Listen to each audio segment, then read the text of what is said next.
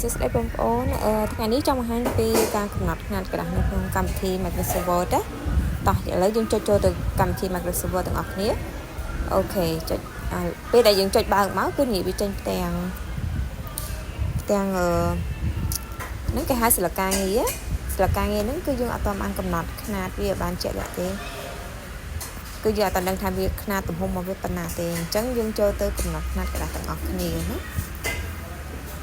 តោះចាប់ផ្ដើមនៅក្នុងការកំណត់ຂະຫນាតក្រាស់នេះមានកន្លែងដែលយើងអាចកំណត់អូតូហើយនឹងយើងចូលទៅទាំង page sign up កំណត់ជាលេខតែម្ដង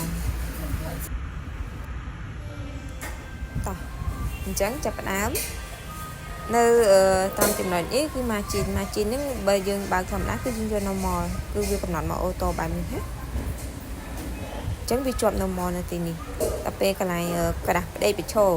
portrait នេះក្រាស់បញ្ឈរក្រាស់ផ្ដេកកន្លែង size នេះគឺបញ្ជាក់ពីទំហំຂະຫນាតអញ្ចឹងឥឡូវយើងចូលទៅចំណុចទាំង page sign up ទាំងអស់គ្នាណានៅក្នុងទាំង page sign up នេះវាមានដូចជា margin paper ឥឡូវនៅក្នុង margin នេះកន្លែង top នេះគឺយើងអាចកំណត់តួលេខជាក់លាក់ដែលយើងវាយនៅក្នុងនឹងតែម្ដងណាហើយកន្លែង portrait នេះក្រាស់ផ្ដេកនិងបញ្ឈរតមកចូលនៅ paper នេះជាទូទៅកុំព្យូទ័របើកមកកុំព្យូទ័រភាគច្រើនគឺវាជាប់ letter បែបនេះណាប៉ុន្តែយើងអត់យក letter ទេគឺຂະຫນាតក្រាស់របស់យើងគឺឈ្មោះរបស់វាគឺ A4 អញ្ចឹងយើងកំណត់វាយក A4 ហើយចុចពី OK ចឹងមកអូខេបាន